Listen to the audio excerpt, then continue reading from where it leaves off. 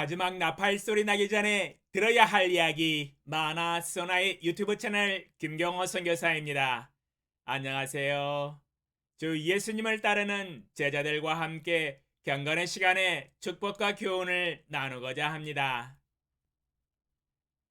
신명기 6장 20절로 25절.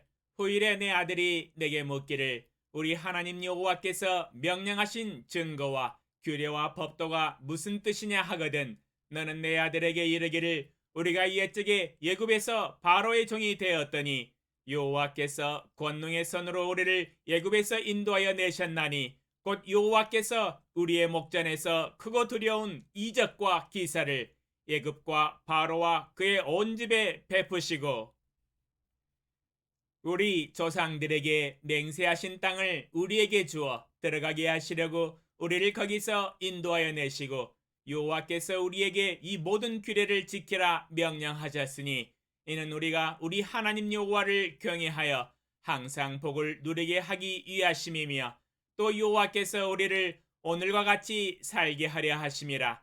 우리가 그 명령하신 대로 이 모든 명령을 우리 하나님 여호와 앞에서 삼가 지키면 그것이 곧 우리의 의로움이니라 할지니라.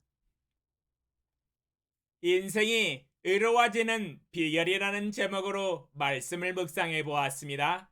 사실 여호와 하나님이 인간을 창조하실 때 창조의 목적 중 하나가 바로 인간으로 하여금 하나님의 뜻대로 살아가기 위함이었습니다.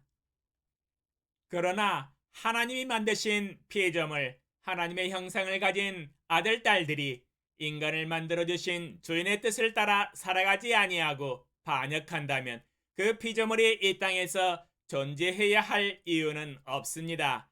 인간을 만들어주신 주인의 뜻을 거스르고 혼자 스스로 독립해서 마음대로 살아간다면 인간은 어떻게 하나님이 만드신 이 땅에서 살아갈 수 있을까요?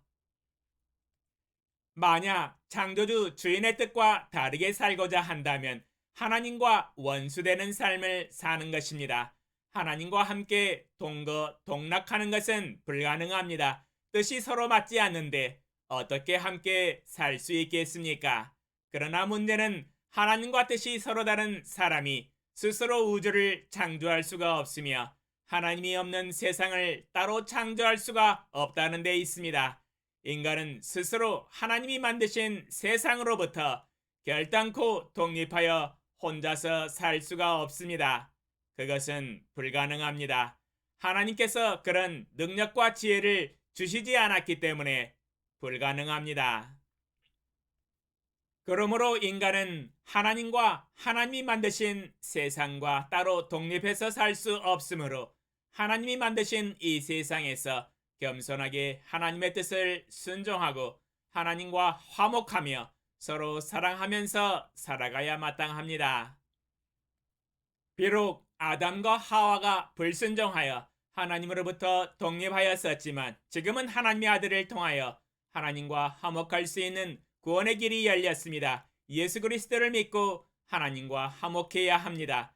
또한 하나님을 믿고 하나님의 말씀을 믿고 신뢰하고 하나님의 뜻대로 순종하는 삶을 살아가므로 원래 하나님이 인간을 창조하신 목적을 회복해야 합니다. 오늘 새벽에 읽은 본문 말씀에 만약 세계 열방 모든 민족 중에서 첫 번째로 선택을 받고 부르심을 받은 이스라엘 백성들이 여호와 하나님이 명령하신 대로 이 모든 명령을 하나님 여호와 앞에서 삼가 지키면 그것이 곧 이스라엘 민족의 의로움이 될 것이라고 증거하고 계십니다. 25절에서 우리가 그 명령하신 대로 이 모든 명령을 우리 하나님 여호와 앞에서 삼가 지키면 그것이 곧 우리의 의로움이니라 할지니라. 하나님의 말씀과 하나님의 명령과 하나님의 뜻대로 지키고 순종하는 삶이 하나님이 인간을 창조하신 목적이며 또한 그 창조의 목적이 이루어질 때에 하나님은 의로움이라고 명명하신다고 증거하고 있습니다. 우리의 하나님은 공의와 정의의 하나님이십니다. 하나님의 뜻과 진리가 이루어지는 것을 정의와 공의라고 일컫습니다. 이스라엘 백성들이 하나님의 명령을 지키고 순종하는 것이 바로 의로움입니다. 왜냐하면 하나님의 뜻이 이루어지는 것이기 때문입니다. 그러므로 믿음이란 하나님의 말씀과 명령과 뜻을 지키고 순종하는 것입니다. 그 순종하는 믿음이 곧 의로움입니다. 온 인류의 구원을 위하여 첫 번째로 믿음의 삶을 살도록 선택을 받은 사람은 단연코 이스라엘 민족의 조상 아브라함이었습니다. 로마서 4장 3절 성경이 무엇을 말하느냐? 아브라함이 하나님을 믿음에 그것이 그에게 의로 여겨진 바 되었느니라. 로마서 4장 3절에서 아브라함이 부르심을 받고 하나님을 믿음에 그것이 그에게 의로 여겨진 바 되었다고 증거하고 계십니다. 하나님을 믿는 믿음이 바로 아브라함의 의로움이었습니다. 그러나 그 의로움은 하나님의 말씀과 명령을 지키고 순종함으로 증명되어져야 진정한 의로움입니다. 야고보서 2장 17절 이와 같이 행함이 없는 믿음은 그 자체가 죽은 것이라. 야고보서 2장 17절에서 아무리 입으로 하나님을 믿는다고 고백할지라도 하나님의 말씀대로 지키고 순종하지 않는다면 이는 죽은 믿음이며 그의 의로움은 진실된 의로움이 아니며 아직 죄악 가운데 있는 삶입니다. 아브라함은 평생에 하나님을 믿었으며 또한 평생에 하나님이 말씀하신 명령대로 순종함으로 살았습니다. 그의 순종을 통하여 자신의 믿음과 의로움이 진실된 것임을 증명하였습니다.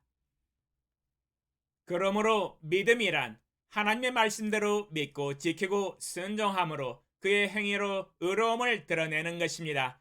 바로 살아있는 믿음입니다. 우리의 인생이 믿음의 조상 아브라함을 본받아 만약 하나님의 모든 말씀과 명령을 우리 하나님 여호와 앞에서 믿고 삼가 지켜 순종한다면 이것이 곧 우리의 의로움이 됩니다. 우리 영혼이 예수 그리스도를 믿고 예수님이 말씀하신 제자의 도를 따라서 지키고 순종한다면 그 행함 있는 믿음이 우리의 의로움이 됩니다.